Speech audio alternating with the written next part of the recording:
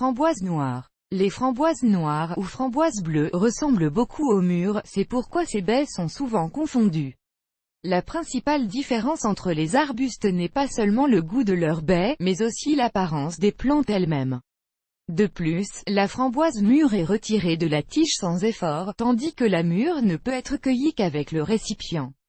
À ce jour, les sélectionneurs nationaux et étrangers ont développé un grand nombre de variétés d'aronia noires, dont chacune a ses propres caractéristiques et mérite un examen plus détaillé. Variété de framboise bleue, une brève description. Les jardiniers expérimentés ne confondent pas les mûres avec les mûres. Les framboises noires ou bleues se déclinent en de nombreuses variétés différentes. Parmi les plus prometteurs et les plus intéressants, on trouve Boysenberry, Bristol, Gift of Siberia, Cumberland, Lita, Prince, New Logan, Ugoliok, etc.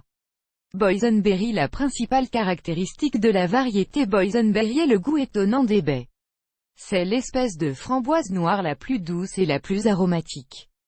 Boysenberry a une forme légèrement allongée. La culture des baies est réalisée principalement à des fins de consommation personnelle, car le rendement de la variété n'est pas trop élevé. La maturation des framboises se produit plus près du début août. Les fruits ont une teinte bleutée à une teinte cerise foncée, pesant de 10 à 12 grammes. Les framboises bleues Boysenberry s'entendent mieux avec les framboises rouges habituelles du quartier. Il n'est pas difficile de prendre soin d'un tel framboisier. La seule chose est qu'il devra certainement être couvert pour l'hiver. Bristol. La variété Bristol est considérée par de nombreux jardiniers comme le meilleur type de framboise noire en termes de soins et de culture. Framboise Bristol donne un rendement élevé. Les buissons peuvent atteindre une hauteur de 3 mètres et nécessitent nécessairement une jarretière. Les baies sont rondes et ont une floraison bleuâtre. D'un buisson pendant la saison, en moyenne, il s'avère jusqu'à 5 kg de fruits mûrs. La culture de cette framboise bleue est autorisée dans tout type de sol. De plus, la framboise noire de Bristol, telle que décrite, tolère bien les changements de température importants, dont de la Sibérie raspberry d'Arov Siberia a une différence significative par rapport à de nombreuses autres variétés de baies. Il se caractérise non seulement par d'excellents rendements, mais aussi par une endurance inégalée. La variété appartient au milieu tardif. L'arbuste lui-même est grand et plutôt étalé, ne forme pratiquement pas de pousses. La plante a des épines dures et courtes tout au long de la tige, ce qui interfère quelque peu avec les soins appropriés. Une propriété remarquable de l'arbuste est la résistance aux ravageurs et à diverses maladies. Les baies de la variété d'Ar Siberia sont assez petites, leur poids varie d'1,5 g à 2 grammes, mais elles sont assez denses et ont un goût prononcé de dessert. Cumberland Raspberry. Cumberland est une variété précoce. L'arbuste est assez puissant, a des épines. Les fruits sont de forme ronde et riches en noir. Le bleu, caractéristique de certaines de ces variétés, est absent. Cumberland est l'une des variétés les plus populaires. La productivité de l'arbuste est assez élevée, au moins 4 kg par buisson. En moyenne, environ 15 baies mûries sur chaque branche. Il est facile de cultiver cette variété car elle ne nécessite pas de jarretière, d'isolation hivernale et résiste aux insectes et aux ravageurs. Charbon. Le nom de la framboise Ugolek parle de lui-même. Les baies de cette variété sont grandes, larges et noires. Le buisson pousse jusqu'à 2,5 mètres et ne produit pas de prolifération. Les baies ont un goût aigre doux. Ils adhèrent fermement à la branche et ne s'effritent pas, même s'ils sont en retard dans la cueillette pendant plusieurs jours. En ce qui concerne le rendement, cet indicateur est très élevé pour cette variété de 5 à 8 kg de baies d'un buisson. Se soucier. Les framboises bleues, quel que soit le nom de la variété, nécessitent des soins obligatoires. Sinon, vous pouvez oublier une récolte décente. Atterrissage. La plantation de framboises noires ne diffère pas significativement des autres types de cet arbuste. L'endroit doit être ensoleillé et protégé du vent. Il n'y a pas d'exigence particulière pour le sol, l'essentiel est qu'il soit suffisamment lâche et fertile. Il existe une contre-indication importante concernant les arbustes à fruits noirs.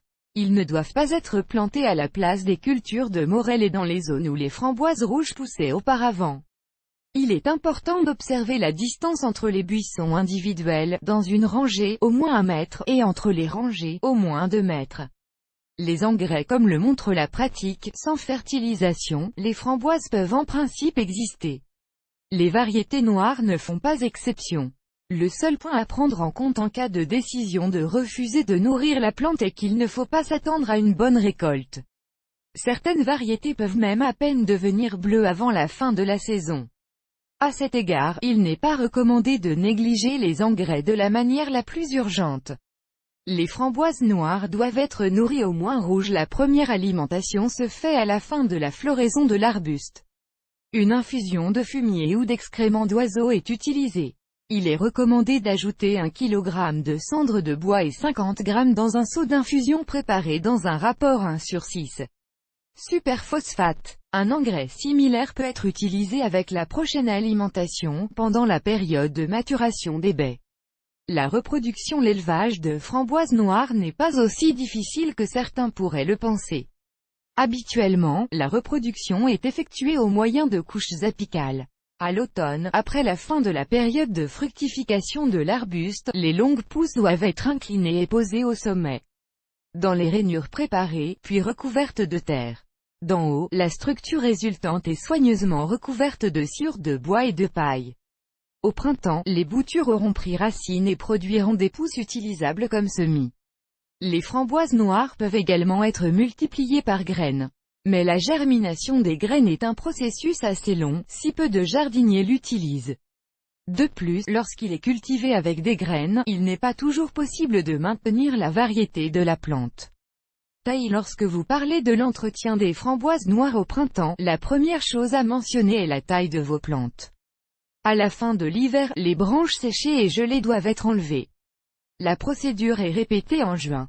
À cette période de l'année, la partie supérieure de la pousse est taillée, elle est retirée à une hauteur comparable à la croissance d'une personne.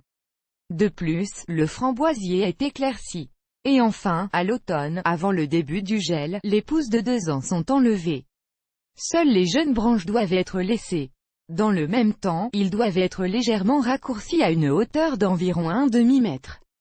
Lutte contre les maladies et les ravageurs. Les framboises noires sont un produit utile pour la santé humaine. Mais en tant que telle, la plante est dans une certaine mesure sensible à un certain nombre de maladies et aux effets négatifs des insectes nuisibles, bien que cet effet soit quelque peu inférieur à celui des framboises rouges ordinaires. Les taches violettes dans les framboises sont une maladie grave. Parfois, les framboises aronia sont affectées par des taches violettes. Et un flétrissement verticillaire, une maladie virale qui ne répond pas au traitement. Face à cette dernière maladie, même à un stade précoce, il ne suffira pas de couper les branches sur lesquelles les symptômes correspondants sont visibles à l'œil nu.